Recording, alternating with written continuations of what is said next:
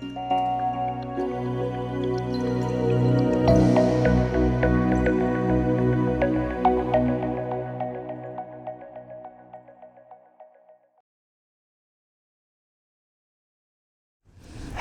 and welcome back to Trail Talks. It's really great to be with you guys. We wanted to spend today talking about the series of messages that they will take us from this past Sunday. You kicked off the series all the way up to Easter.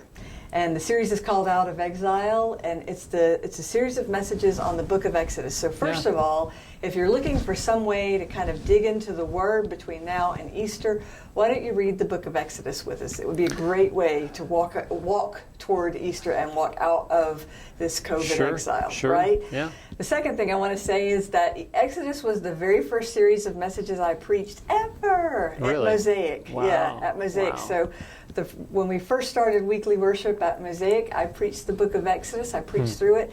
And I just never stopped being excited about that book because it is the walk of faith, right? Yeah. It is the walk out of exile, out of slavery. It is the sanctification in the desert, and it is the walk toward the promises of God. Yeah. So you kicked us off last week with the first, and the theme for the first Sunday was the threat. Tell us about the threat. Yeah, it was just, looking at Exodus 1 and seeing that there were multiple levels of threat. For Pharaoh and the Egyptian government, there was this idea that the Israelites are becoming more and more numerous. They might leave, and AKA they might take away our free slave labor. Yeah. And then you've got the Hebrew midwives who were threatened by Pharaoh to, they needed to kill off the infants, the boys, at birth.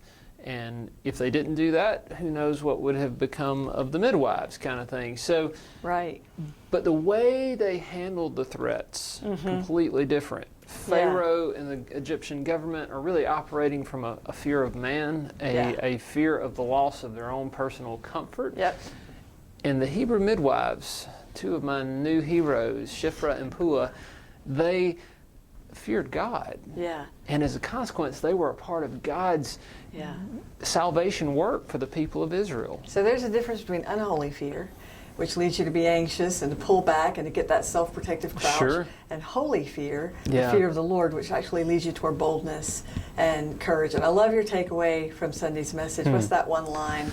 I said, in crisis, what we choose to fear governs the narrative between our ears. And that is so true, boy. When I'm dealing in unholy fear, that narrative in my head just skews reality so terribly and causes me to make poor decisions. When I'm working out of holy fear, the fear of the Lord, I find boldness and faith and trust. And recognizing it's a choice. I get to choose what I will let govern the narrative between my ears. So the difference between unholy fear and holy fear, that would be a great place to journal this week.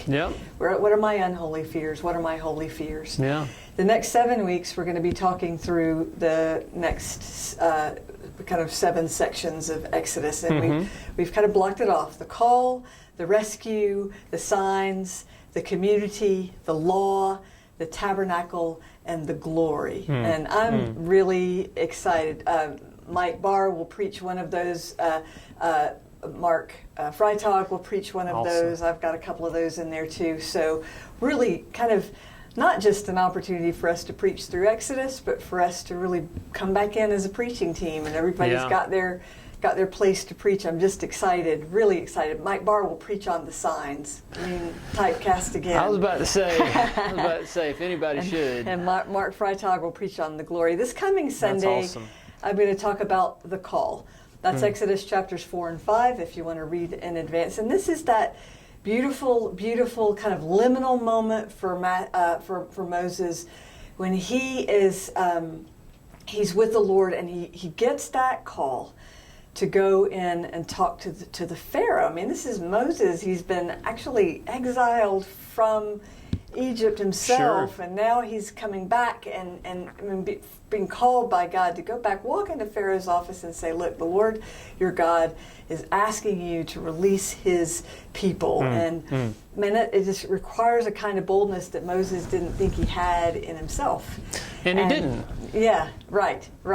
And I'm talking to Cindy Wilkinson about that specific call when Moses, he's given all these excuses, and then eventually he just says to God, no, God, look at me, I stutter.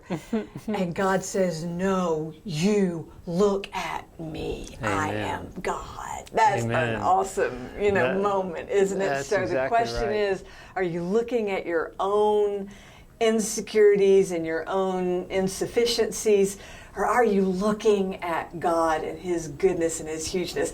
And that brings up, I'm just going to give you a spoiler alert, here's a big one. We've been talking about this in recovery, that God is probably doing 10,000 things in your life and in the world around you, and you are consciously aware of 3 of them, right? If that, yeah. Right. Yeah. So my call, part of that call to follow God where God leads is also a call to have eyes to see, ears to hear, a heart to receive. Everything God's doing around you, God is probably doing 10,000 things in your life right now, and you're aware of 3 of them. Yeah. So get some, go into prayer, ask God, what are you doing in my life I'm not even aware of? How are you suiting me up for ministry? And I'm not even aware of it. What are you giving me the strength, the courage, the boldness to do? And I just don't even realize I've got it because of your power. That's good. That's where we are. Out of exile, the book of Exodus started this past Sunday, so catch up if you haven't already seen that message. But starting this coming Sunday, we'll continue all the way up until Easter. Thanks for being with us on the trail. Be blessed.